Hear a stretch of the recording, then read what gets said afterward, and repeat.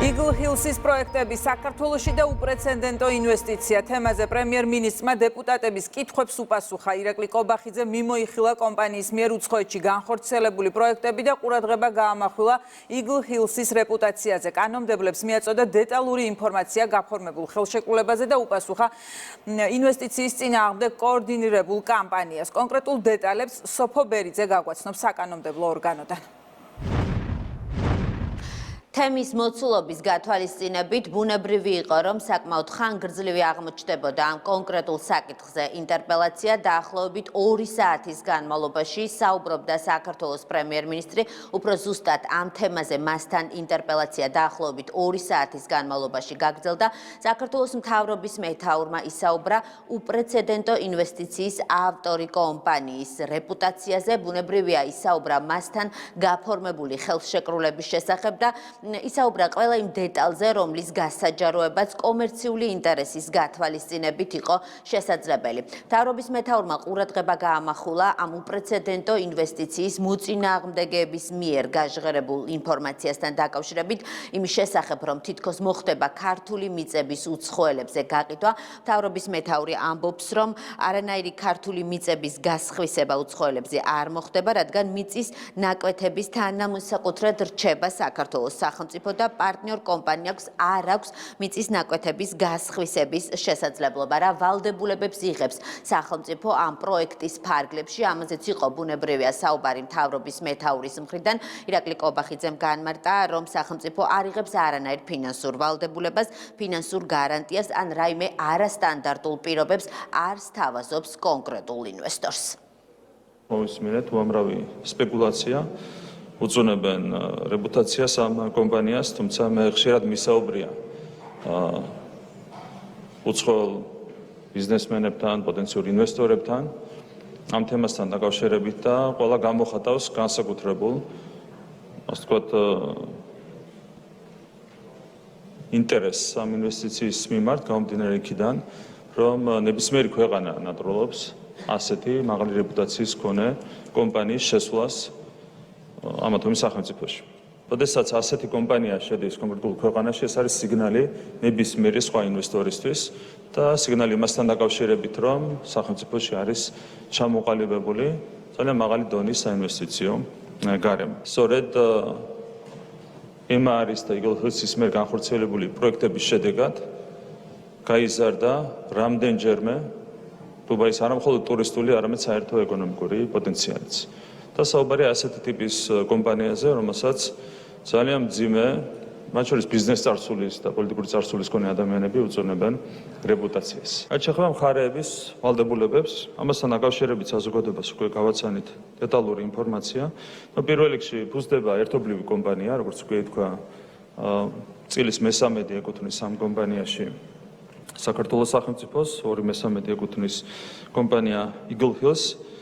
და ხაზი უნდა გაესვას ერთ გარემოებას, რომ როდესაც საქმე ეხება ურთიერთობებს და ვალდებულებებს, საქართველოს სახელმწიფო თავის თავზე არ იღებს არავითარ ფინანსურ ვალდებულებას, არავითარ ფინანსურ გარანტიას ან რაიმე არასტანდარტულ პირობას პარტნიორი კომპანიის ასარგებლოდ. ქართული სახელმწიფო მთლიანად არის დაცლილი ვალდებულებებისგან. ჩვენ შევდივართ მიწით, რაც შეეხება ინვესტორის ვალდებულებას, ინვესტორი იღებს ვალდებულებას სრულად უზრუნველყოს პროექტის დაფინანსება და განახორციელოს პროექტის მენეჯმენტი. ანუ ვალდებულებები მთლიანად არის პარტნიორი კომპანიის მხარეს. რაც შეეხება იმას, თუ რატომ აქვს მინიჭებული ამ ხელშეკრულებას კომერციული საიდუმლოების სტატუსი. ეს არის პარტნიორი კომპანიის წმინდა კომერციული ინტერესი, რათა მას ჰქონდეს მომავალში სივრცე, რათა აწარმოოს მოლაპარაკებები სხვა პოტენციურ პარტნიორებთან. და ეს არის მიღებული პრაქტიკა. ეს პრაქტიკა ეფუძნება საქართველოს კანონმდებლობას ერთი მხრივ და მეორე მხრივ ეს პრაქტიკა ეფუძნება საერთაშორისო პრაქტიკას. მე მინდა ასევე მოგახსენოთ სტატისტიკის თაობაზე, გასული 10 წლის განმავლობაში კომერციული საიდუმლოების სტატუსი მიენიჭა საქართველოს მთავრობის მიერ ეკონომიკის სფეროში, მხოლოდ ეკონომიკის სფეროში გაფორმებულ 1554 ხელშეკრულებას. მათ შორის არის ცნობილი ანაკლის ხელშეკრულება და სწორედ ის ადამიანები, რომლებიც თავის დროზე ითხოვდნენ ანაკლის შესახებ ხელშეკრულების გასაიდუმლოებას, დღეს იწუნებენ იმ ფაქტს, რომ არ არის გასაჯაროებული კომპანია გილფილდსთან დადებული ხელშეკრულება. რაც შეეხება მიწის გასხვისების შესაძლებლობას, პარტნიორ კომპანიას არ აქვს მიწის გასხვისების არავითარი შესაძლებლობა. ერთ-ერთი მესიჯია ამ პროექტის ოპონენტების ის, რომ ქართული მიწა იყიდება უცხოელებზე. ძალიან მარტივად შეიძლება ითქვას, რომ არავითარი ქართული მიწა უცხოელებზე არ იყიდება. ასეთი თეორიული საკითხი წამოჭრა ერთ-ერთი პარტიის წარმომადგენელმა მან ეჭვ გამოთქვა, რომ მეჩეთების აშენება არის გათვალისწინებული ამ ხელშეკრულებით. არავითარი მეჩეთების აშენება არ არის გათვალისწინებული ამ ხელშეკრულებით. უფრო მეტიც შეიძლება ზოგადად ითქვას, რომ არავითარი არაკომერციული შინაარსის პუნქტი არ არის შეტანილი ხელშეკრულებაში. აიგივე ავიღოთ მეჩეთები, ან თუნდაც შეღავათები უცხოელი მყიდველებისთვის.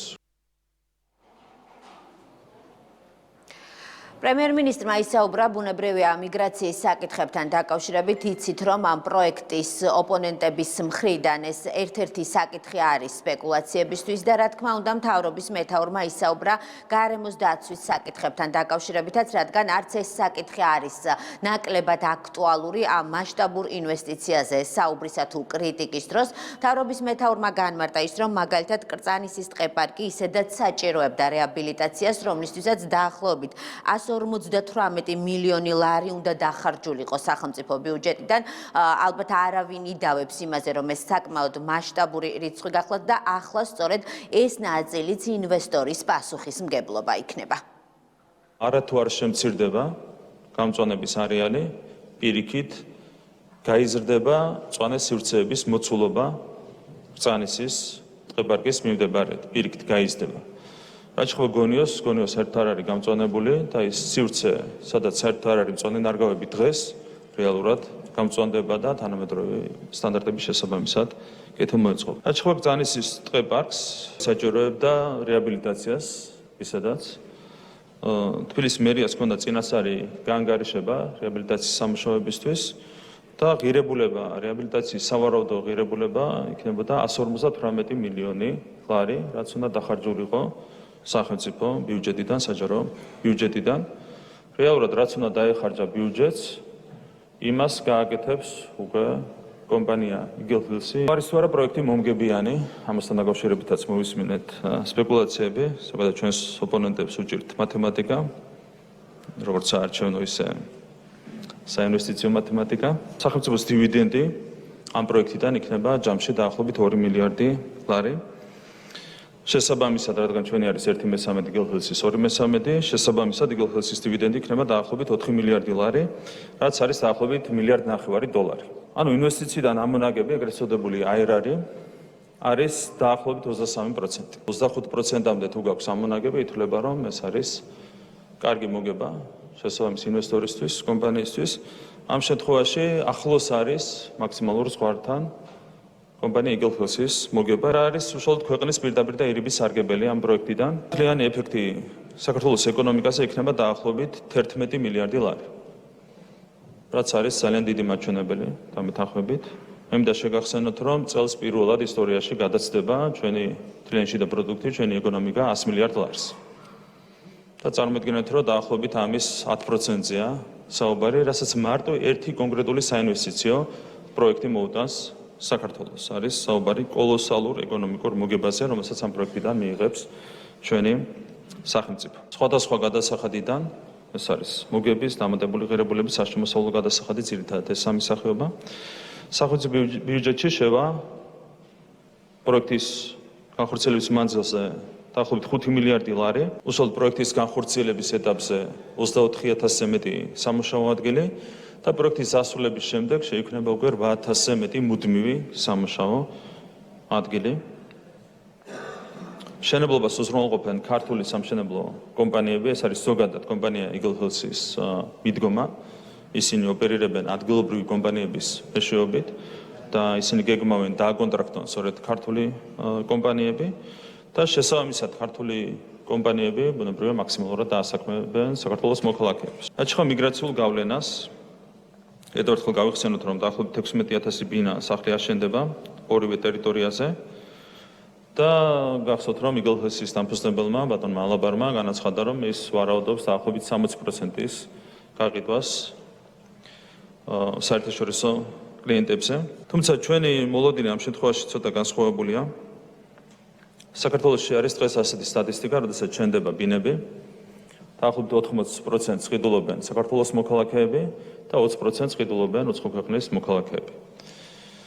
და ჩვენ ვფიქრობთ, რომ ამ პროექტის მაჩვენებელიც იქნება დაახლოებით იგივე, ყოველ შემთხვევაში ახლოს 80%-იან მაჩვენებელთან. ეს არ არის მხოლოდ ჩვენი ზოგადი ლოგიკური დასკვნა.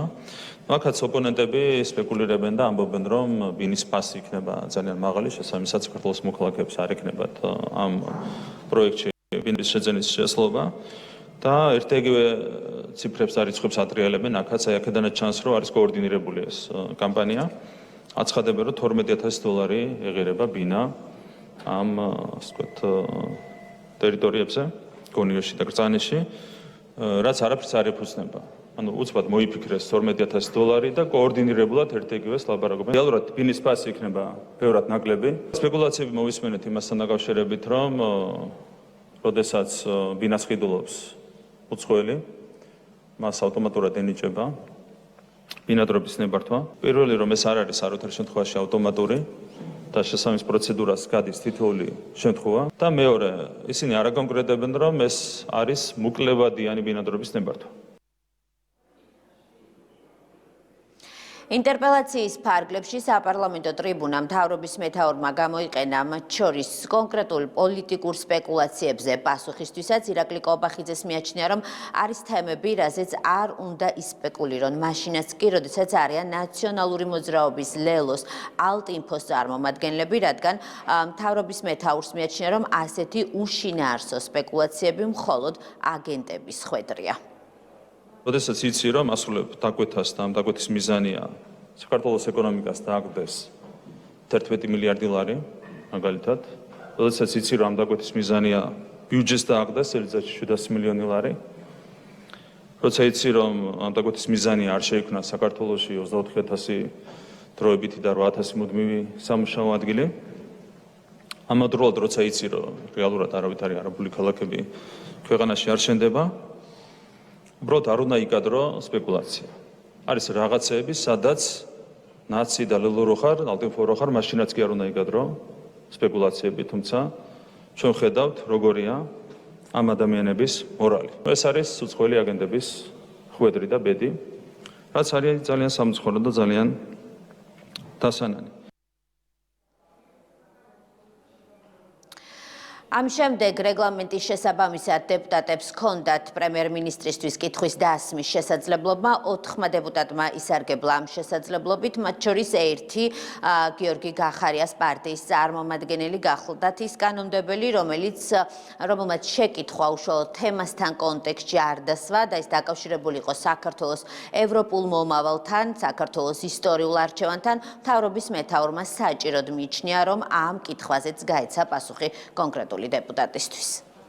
ზოგადად ბინის ყიდვა უცხოელის მხრიდან იწვევს თუ არა ქვეყანაში გამარტივებული წესით მოქალაქეობის მიღებას, გამარტივებული წესით როგორც გვემბრძანეთ პროცედურის დაწყებას ბინადრობასთან მიმართებაში. არავითარ კავშირში რეალურად არ არის მოქალაქეობის მინიჭებასთან, მიღებასთან, ბინების ყიდვა გაყიდვის საკითხი.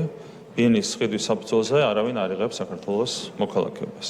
რაც შეეხება ბინადრობის ნებართვას, კიდევ ერთხელ მინდა განმარტო, რომ ბინის შეძენის შემთხვევაში ადამიანი უცხოელი იღებს მხოლოდ მოკლებადიან ბინადრობის ნებართვას 6 თვიდან 12 თვემდე ვადით.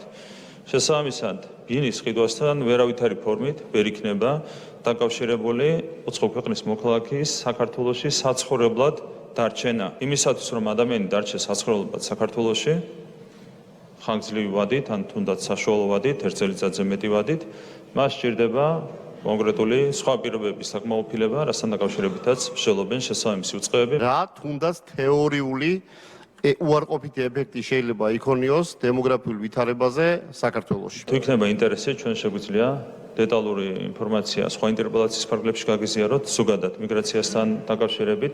აქაც ხშირად მანიპულირებენ ხოლმე ციფრებით, 10%-ს ასახელებენ ხოლმე უცხოელების სტატისტიკაზე, როცა საუბრობენ საქართველოში. რეალურად საქსტადმა დაასულა საყოველთაო აღწერის პროცესი, თუმცა ჯერ დასაზუსტებელია ჩაშლილი ინფორმაცია საქართველოს ცხოვრები ადამიანების მოქალაქეობასთან დაკავშირებით. ერთი რაც განაცხადა დღემდე საქსადმა არის ის, რომ მინიმუმ საქართველოს მოსახლეობაში საქართველოს მოქალაქეები არიან 93.4%. მინიმუმ.